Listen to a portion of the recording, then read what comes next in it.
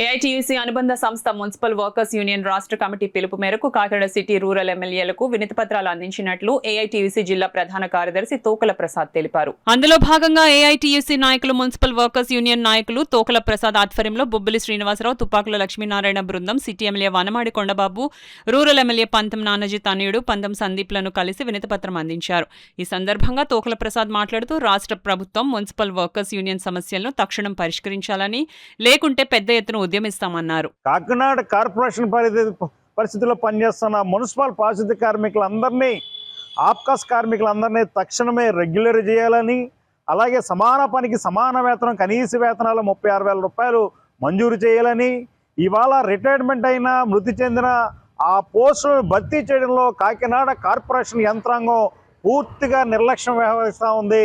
ఆ పోస్టులను తక్షణమే భర్తీ చేయాలని చెప్పేసి మేము డిమాండ్ చేస్తూ ఉన్నాం. అలాగే ఇళ్ల స్థలాలు లేక అద్దెంట్లో ఉంటూ చాలా తీవ్రతర ఇబ్బందులు పడుతూ ఉన్నారు. మున్సిపల్ పారిశుద్ధ్య కార్మికులందరికీ ఇళ్ల స్థలాలు మంజూరు చేసి పక్కా గృహాలు కట్టి కాలనీలు ఏర్పాటు చేయాలని చెప్పేసి కోరుతున్నాం. అలాగే పర్మనెంట్ ఎంప్లాయీస్కి రావాల్సిన రాయితీలు, సరెండర్ లీవ్లు, పిఆర్సీ, అలాగే ఇవన్నీ కూడా పెండింగ్లో ఉన్నాయి. తక్షణమే విడుదల చేయాలి, ఎన్ఫోర్స్మెంట్ బిల్లులు విడుదల చేయాలని చెప్పేసి మేము డిమాండ్ చేస్తూ ఉన్నాం. తదితర డిమాండ్లు తక్షణమే మీరు పరిష్కరించాలి అని ఇవాళ కాకినాడ సిటీ రూరల్ ఎమ్మెల్యేలకు వినతి పత్రాలు ఏపీ మున్సిపల్ వర్కర్స్ ఏఐటీసీ అనుబంధ సంఘంలో అందజేయడం జరిగింది.